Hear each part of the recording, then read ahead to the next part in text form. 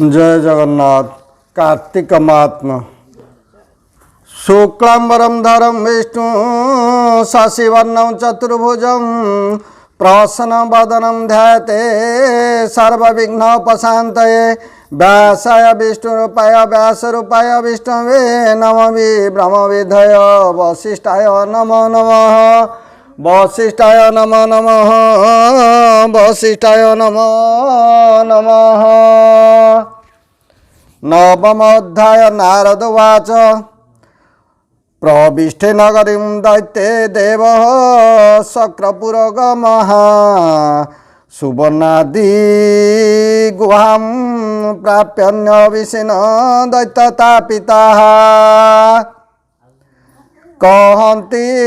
पद्मजोनिसुत पद्मपुराणे जे उकत उत्तराखण्डे ग्रंथसार शुण हे पृथु निरुपवर।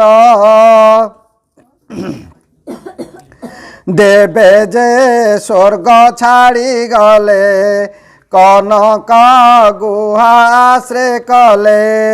असुरे तीनि पुरे पुरी भुंजंती तीनि लोक सिरी दिने नृपति जलंधर हकारी शुक्र मंत्री वर ऐरी भावे हिंसा वही पूछई देवे गले काहीं जेबे भी प्राणे थिवे सुर तेबे कुशल काहि मोर देह जे लुचि थाई व्याधि आत्मा को शत्रु पड़े साधी बैरी से ही परकारे पलाई थाई जेवे डरे गुपते थाई दिना केते पुणी साधई बुद्धि मते एथकु विचारई मुहि मोर बैरी सची साई से जेबे प्राण घेनी अछि मोर संपद काहि अछि एथकु कह मंत्री वर काहि अछंती सर्वसुर जानिले जीवु एही क्षणी लुचिला ठारू धरी आणी मारिबी इंद्रादि देवता तेबे मु होइबी अचिंता। एमंते नृपति वचने कहन्ति भृगुंक नंदने शुण राजन विहिबसे सकल देवे तोर त्रासे कनकगिरी गहर रे लुचि पाषाण ढांकी द्वारे गुपते रही छंती सर्वे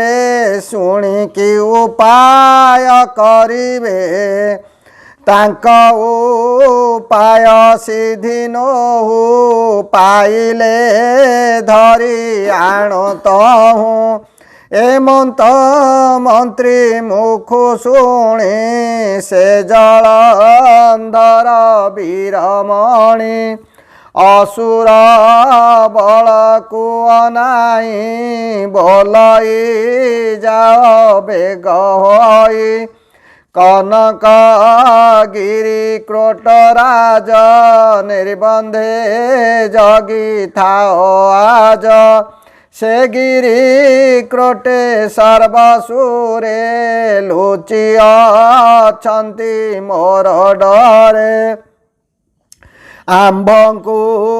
जिणिबा उपाये विचारो छंती देवताए ताहांक बुद्धि बल पांची युद्ध आरंभ विधि पांची आंभे मारिवा तांकु धरी उपाड़ी गिरी आदि करी समुद्रे पकाइबाणी सकल सुर शिर हाणी एथको आगे तुम्भे जाओ आज क गिरी जगी थाओ मोते बेल आज दिन प्रभाते करिबी गमन हेमंत बोली थाट पेशी नृपति अंतपुरे बसी सारिले स्नान भोजन निशारे पलंके शयन ठाटे जे गले आगे चली जे सने समुद्र उछुली कूल लंघई काल बसे तेसने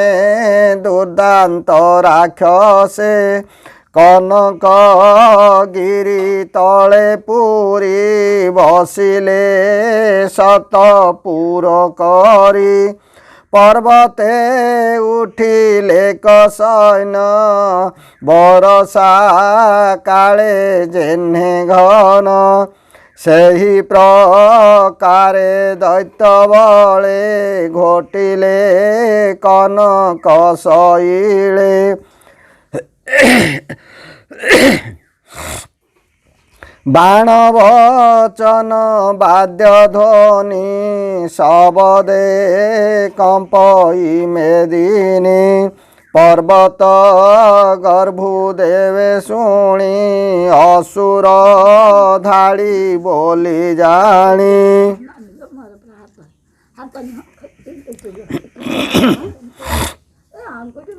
अरे विवादे भरोसा न करी आतंके गोविंद सुमरी हे देव देव चक्रधर खलनाशन बाना तोर भक्तवत्सल बाना बहु सुजन संतापन सहु संथ पालने देह धरु सुजन जन दुख हरू मत्स्य कच्छप काल रूपी नमनु सिंह विश्वव्यापी नमो वामन द्विजवर शंख सारंग चक्रधर गदा सहिते भुजचारी दुष्ट दानव दर्पहारी अवनी भारा करुणास तोते सुंदर पीतवास कौस्तव मणि हृदय साजे नमो देवाधिदेवराजे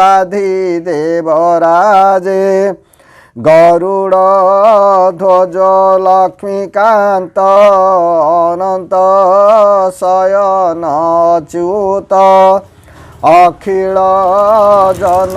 आत्मा रूपी आकाश जल स्थल व्यापी सकल हृद पद्मे थाऊ भावे अभावे गति हेऊ एणु तो नाम अंतर्जामी आंभ आतंग फेड़ स्वामी तू आंभ प्रभु पद्ममुख घोर दानव दंडु रख हेमंत बोली देवलोके स्तुति करन्ति गुरु शोके देवंक आतंक वारता जानिले जगत करता उपेक्षी अनंत शयन सनिधे राइले सुपर्ण अपूर्व रूप होई हरि गरुड़ कंधे विजे करी लक्ष्मी की चाही चक्रपाणी बोलती शुण कमलिनी सिंधु नंदन जलंधर से दुष्ट सानु जतुंभर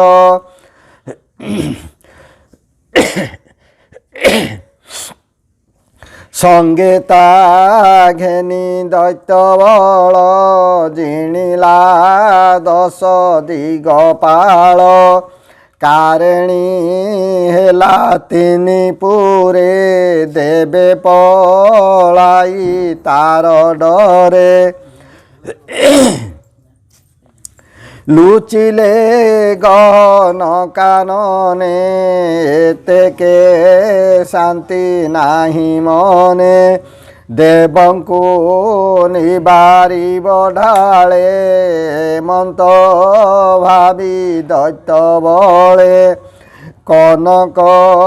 गिरी बेढ़ी छंती देवे आतंके मोते चिंती से मोर अधीन देवता तांक विपत्ति मोते चिंता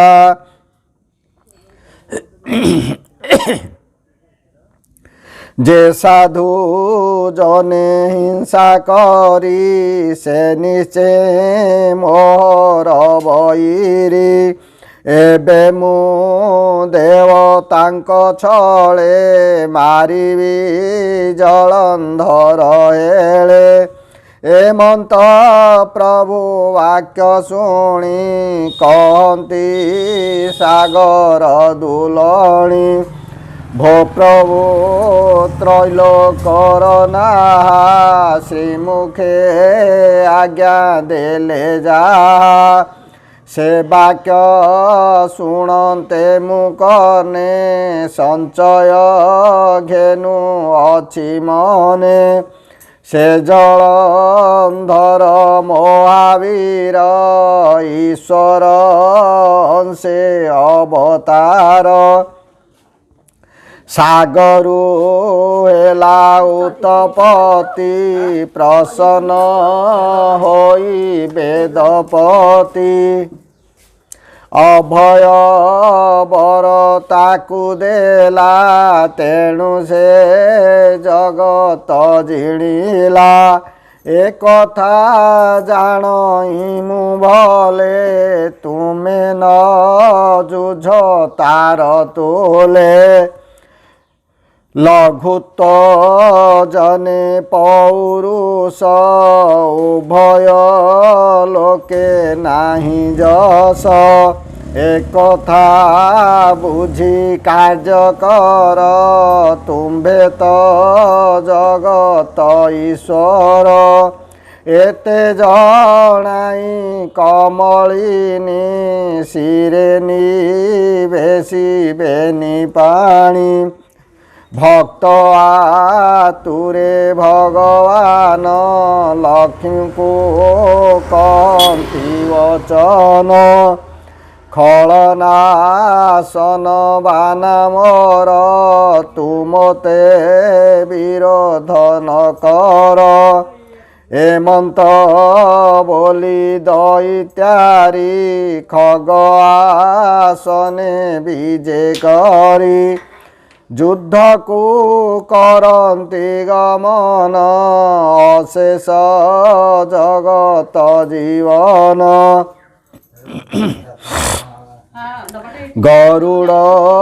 कंधे भावग्राही कि बाऊपमा देवा तही जैसने हेमगिरी शिर उदय नव जलधर गगन पवन गति दिगे विराजे विष्णु ज्योति तमाल पत्र वर्ण तनु तेज विराजे कोटि भानु दुर्दंड दंड भुजचारी गदा खड़ग चक्रधारी কনক বম্বু বাম করে বিনাশ মিরে ধ্বনি করে শবদে দশ দিগ পুরী ধনুজ পুরে পড়ে হুরি সিন্ধুঙ্ক দেশে উৎপাত গগনু পড়ে নিরিঘাত অস্থি খপরা ধূম ধূলি আচ্ছাদি গগনু নিকিলি লোমরু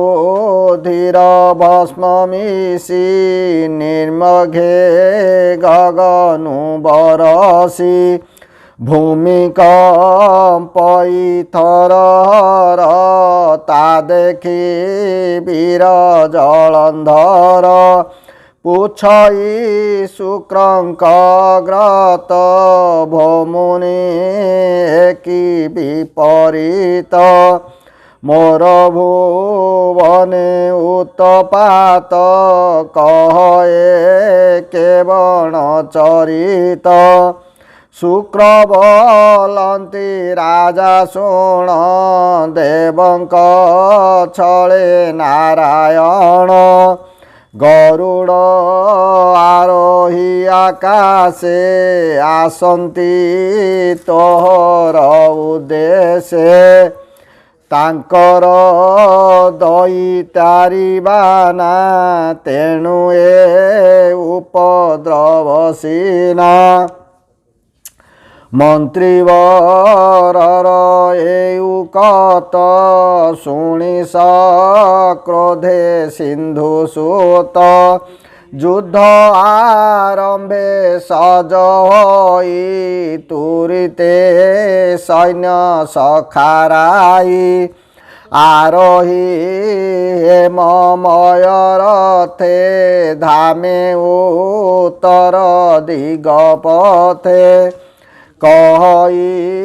ବ୍ରହ୍ମାଙ୍କ ନନ୍ଦନ ଏଥୁ ତାରୁ ଭଗବାନ ଗରୁଡ଼ ପୃଷ୍ଠେ ବିଜେ କରି ମିଳିଲେ ହେମକୂଟଗିରି ଦୈତ୍ୟ ଯେ ଜଳନ୍ଧର ବୋଲେ ଦେବଙ୍କୁ ବନ୍ଦୀ କରିଥିଲେ ଗୋବିନ୍ଦ ଆଗମନ କାଳେ ଭୟେ ବାଜିଲେ ଦୈତ୍ୟ ବଳେ ବହୁତ ତୃଣ ଠୁଳ ହୋଇ ଯେସନେ ଏକଠାବେ ଥାଇ ସେ ଯେନେ ଉଡ଼ନ୍ତି ପବନେ ଅସୁର ଗୋବିନ୍ଦ ଦର୍ଶନେ ଭାଜିଲେ ସେହି ମତି ହୋଇ ଏମନ୍ତେ ଜଳନ୍ଧର ଯାଇ ସୈନ୍ୟଙ୍କୁ ରହିଲା ବରି ଦୈତ୍ୟଙ୍କୁ ଦେଖି ଦଇତାରି ଦେବଙ୍କ ଛଳେ କୋପ ମୂର୍ତ୍ତି ସେ କଥା ଜାଣି ଖଗପତି ପକ୍ଷ ପବନ ଘୋର ବାତେ ଗଗନେ ଉଡ଼ିଲେ ଦଇତେ ବତାସେ ରେଣୁ ପ୍ରାୟ ଉଡ଼ି ପଡ଼ିଲେ ବନଗିରି ମାଳି ପବନ ଯେହ୍ନେ ରମ୍ଭାବନ ତେହ୍ନେ ବିଚ୍ଛିନ୍ନ ଦୈତ୍ୟ ସୈନ୍ୟ ତା ଦେଖି ଜଳନ୍ଧର କୋପି ବାଣ ବିନ୍ଧିଲା ଦିଗ ବ୍ୟାପୀ ପ୍ରଭୁଙ୍କୁ କଲା ସର ପୀଡ଼ା ତିଳାର୍ଦ୍ଧେ ନଦୀ ସଇ ଛଡ଼ା ଭୂମି ଗଗନ ଅନ୍ଧକାର ଚଳି ନ ପାରେ ଖଗେଶ୍ୱର ଚକିତ ହୋଇ ସର କାଢ଼େ ବେଳକୁ ବେଳ ସର ପଡ଼େ। ତା ଦେଖି ପ୍ରଭୁ ଚକ୍ରପାଣି ଅସୁର ସର ପଥୁଆଣି। ଦିଗ ଦିଶିଲା ଶୋଭାକର ଗଜିଗମଇ ଖଗେଶ୍ୱର। ଗରୁଡ଼ କନ୍ଧେ ଜଗଜ୍ୟୋତି ଦେବଙ୍କ ଛଳେ ଉଗ୍ରମୂର୍ତ୍ତି।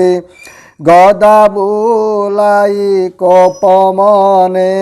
ପିଟିଲା ଅସୁର ବିମାନେ।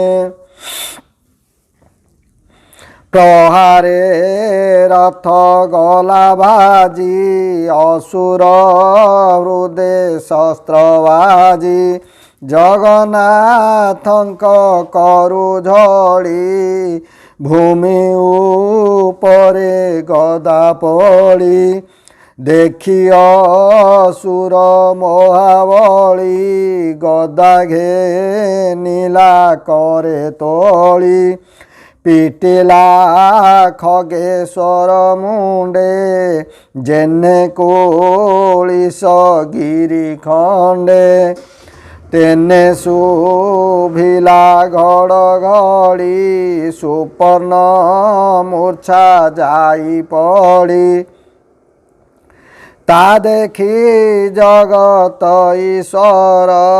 ଶଙ୍ଖ ଛୁଆଇଁ ତାର ଶିର। ଭୃତ୍ୟକୁ ଦେଲେ ଜୀବଦାନ ବୋଇଲେ ଯାଅ ନିଜ ସ୍ଥାନ। ଅଜ୍ଞାନେ ଗଲା ଖଗପତି ଏଥି ଉତ୍ତାରେ ଯୁଦ୍ଧ ରୀତି। ଖଡ଼ଗ ଧରି ବିଷ୍ଣୁଙ୍କରେ ପ୍ରହାର କଲେ ଜଳନ୍ଧରେ। ଦୈତ୍ୟ ବଞ୍ଚାଇ ମାୟା ପଥେ ବିଷ୍ଣୁଙ୍କୁ ପ୍ରହାରିଲା ମୁଥେ। ମୁଥ ବିଘାତେ ଜଗନ୍ନାଥ ଧଇଲେ ଦାନବର ହାତ। ଅସୁର ଅସ୍ତ୍ର ଅପସରି ବିଷ୍ଣୁଙ୍କୁ ବାମ କରେ ଧରି।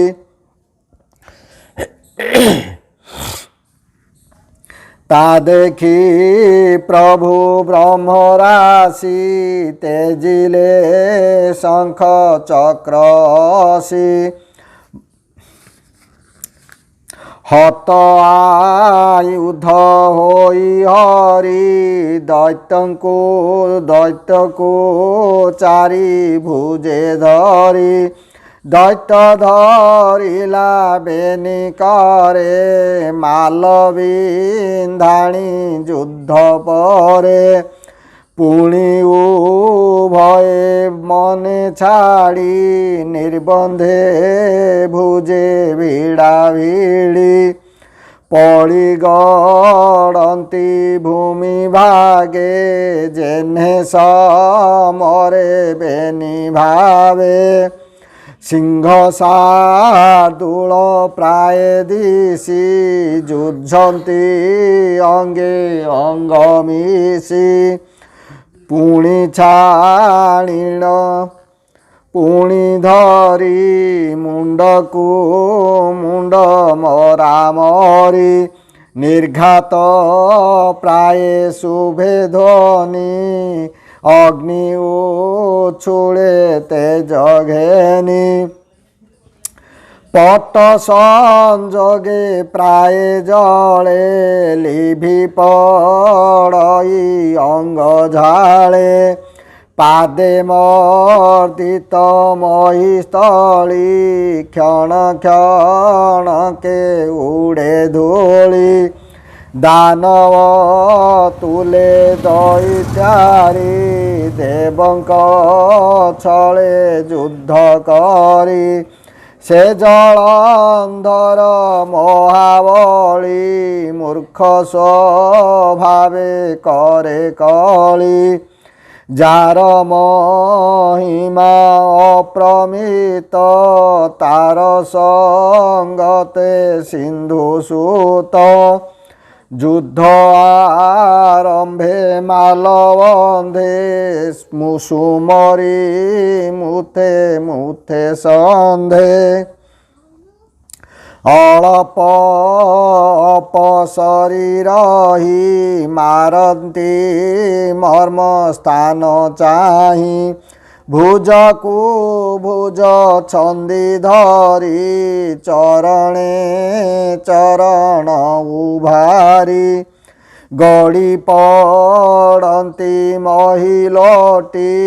हृद को हृद पीटा पीटी के छाड़ी पछ को पलाई छड़ाई गगने उड़ई पुणी मिलती आसी आगे धरी उड़ती शून्य मार्गे आकाशे होई मिशामिशी पुणी भूमि रे पड़े आसी मेरु पर्वत प्राय होई शबद पुरी कंपे मही पादे धरणी टलमल पड़ती भांगी शिलाशिल ग्राम पाटणा पुर देश अनेक जीव जंतु नाश रात्र दिवस घोर रण दिन को दिन युद्ध टाण विश्राम न करन्ति क्षणे काल विकाल प्राय रणे घोर प्रतिज्ञा दीर्घरड़ी जेसने मेघ घड़घड़ी प्रखर निश्वास पवने स्थावर पड़िले गगने मेरु सहिते टलमल भये कंपिले दिगपाल दैत्यंगरे दैत्यारी बाहुयुद्धरे समसरी एमते केते काल गला केही काहाकु न जिणिला शतबद पंचगुणे युद्ध करन्ति अनुक्षणे दैत्य नहिला जहु क्षय मने भाळन्ति देवराय ए दैत्य तुले युद्ध कले संसार नरहिब भले अनेक जुग बहि जीव असुर रणे न घुचिव धन्य विधाता वर तोर कमला वाक्य निराधार बारण बाके युद्धे आसी दैत्य को न पारिला नासी समर कले कार्य नाही दुखित हेब एबे मही रणे घुंचिले हेब लाज एते विचारी देवराज युद्ध उपेक्षी भावग्राही दैत्य को प्रीति पणे कही हे जलंधर महावीर टुअ टुअ बांधव आंबर आम्भेय शेष लोकपति लक्ष्मी आम्भर प्रियवती से जे समुद्र अवतार तू वीर समुद्र कुमार तेणु तू आम्भर शालक न बुझी जुझिलु अनेक एथकु नाही आम्भ छळ आम्भे जाणिलु तुम्भ बळ एणे संतोष आम्भ चित बंधुरे पड़िब एमंत दैव जोगे होए कली जे साधु से ताहा संभाली विवादे नाही किछि लाभ प्रीति जे परम दुर्लभ एक कथा तोर मने घेन आम्भे इलु परसन संतोषे जाचु अचुबर जे इच्छा माग जलंधर विष्णु श्री मुखु एहा शुणी असुर मने मने गुणी विचार कला हृद भागे मोर शुभंकर जोगे जे प्रभु जगत ईश्वर संतोषे जाचु छंती वर आबर बंधुपण देखी जे सफल कर्म देखी एते विचारी जलंधर बोलई जेबे देबुवर मागई मोर आत्महिते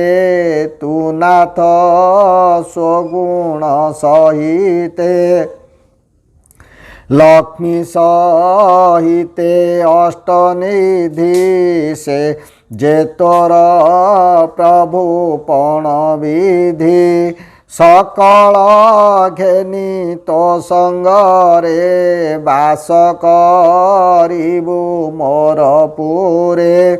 लक्ष्मी जे मोर भग्नि ज्येष्ठ तू नाथ प्रभु पणे श्रेष्ठ तुम्भंकु प्रभु पणे पाई रहिव जीवी शांत होई असुर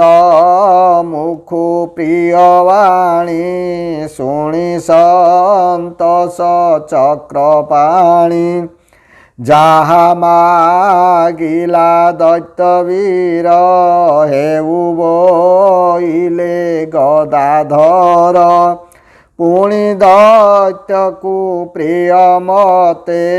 कहन्ति देवतांक हिते बोइले शुण महावीर आम्भेर हिलु तुम्भपुर कमला थिब आम्भ तुले ब्रह्मा सहिते दिगपाले तोर वचन पालिथिबु जाहा मागिबु ताहा देबु लक्ष्मी तो पुरे थिबे जेबे तोते अपूर्व किस तेबे एबे तू आम्भ बोल कर देवंक